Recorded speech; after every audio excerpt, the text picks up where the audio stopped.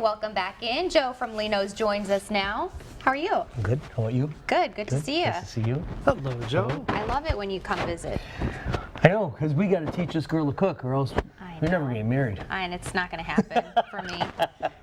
I do have to learn. Anyway, I just want to point out maybe the obvious to a lot of people that with the advances we've made in transportation, we're getting so much, more to our grocers, fresher, and organic and things like that. But fish, as an example, through one of our suppliers, we can get fish from the boat to our back door within about 36 hours. Wow. And that's pretty doggone good. And so this salmon is of the highest grade caught salmon, Atlantic salmon, and it just has a flavor that stands out from what we used to think of salmon as. In the old days, everybody hated salmon because they were used to salmon in the can or salmon that had a really strong fish flavor. And to be honest, I'm kind of afraid to cook it because I don't know if I'm going to overcook it, Don't want it to be dry. undercook it.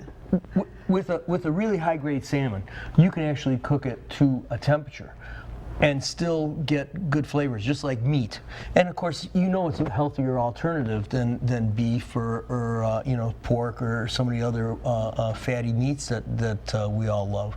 And it's satisfying too. It's something that has enough fat, and it's good fat, omega-3 fats. It's good fat so that it satisfies your hunger. For. Let me go back to the freshness and how you say you can get it, 36 hours at your doorstep from the Atlantic coast. How do you know you're getting a high quality piece of salmon? How do you know you're going to get one that's tasting good? Well, is it all in the price? Look at the color. It should be a pinkish red. A salmon that's not high quality is something that's been shot up with coloring. Because you hear farm raised, you hear it's the farm wild. Raised. Right. So you want to go more toward the wild? To the wild, yeah, I would anyway.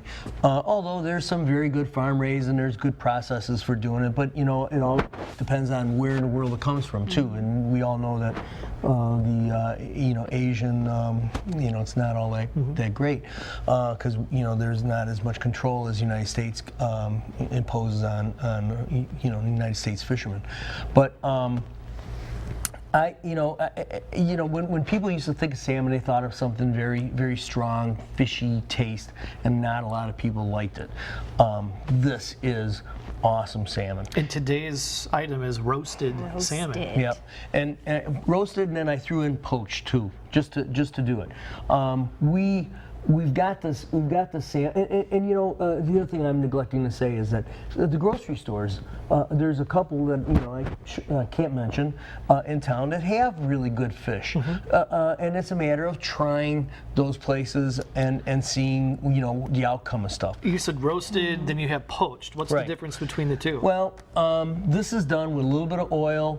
A little bit of water. You could put white wine, you could put lemon juice, you could do whatever you want. What I opted to do is put olive oil in there, and I made my own blend of salt, pepper, garlic. I put paprika, I put cayenne pepper, I put a celery salt in there. Which is very similar to Old Bay's, and I know I shouldn't mention a brand name, but Old Bay's is something that goes good with this and a lot of other meats or fishes or chicken as a seasoning. Buy high grade seasonings, buy brand names that you see and you can't go wrong. But for us, we did this ourselves at the restaurant and put it on there. It really is. It's really, really good. And to top them off, I made a couple of their store-bought salsas. One is a green salsa, and then I chopped up avocado in, and that's really, really nice. And this is just a tomato salsa or pico de gallo, whatever you want to call it. And then I did for the poached salmon. Go ahead. I'm sorry. Oh, no. I was going to let you get to that point. then- That was my question, how to poach salmon, because I'm actually interested in doing it that way. Easy, and it doesn't smell your house up. Just about a half inch of water in the bottom of any pan.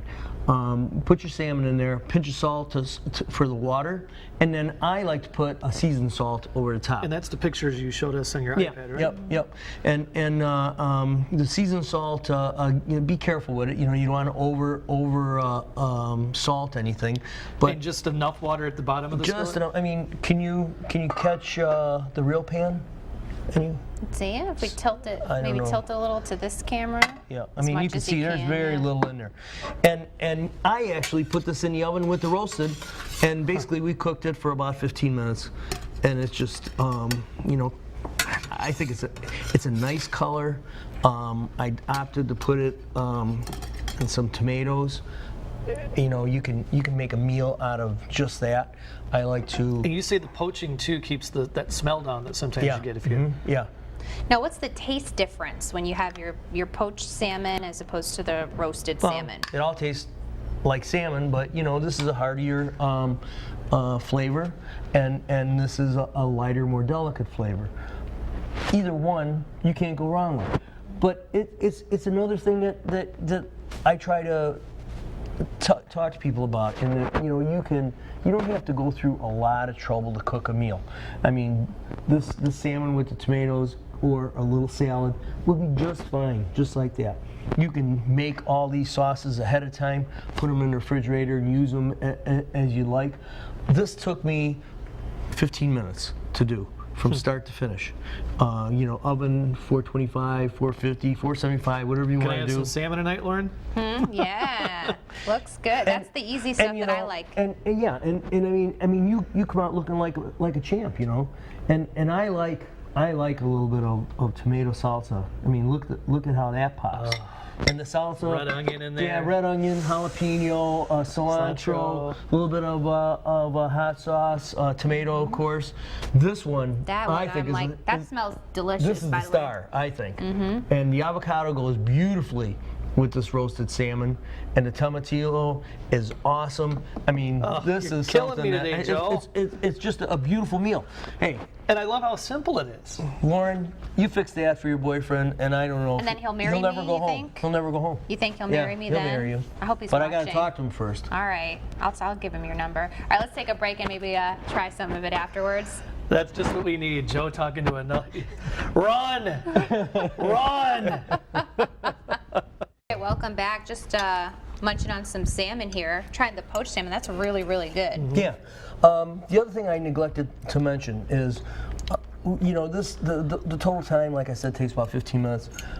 But after you take it out of the oven, after you finish poaching, you can poach it on the stove or in the oven.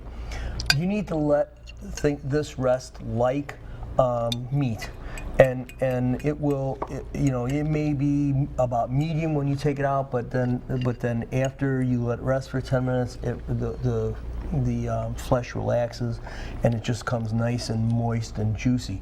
Also, with high-grade salmon, you can, like sushi, order it, rare, medium. I like mine about medium. I don't want the flesh to be jelly-like, but I like it to be moist.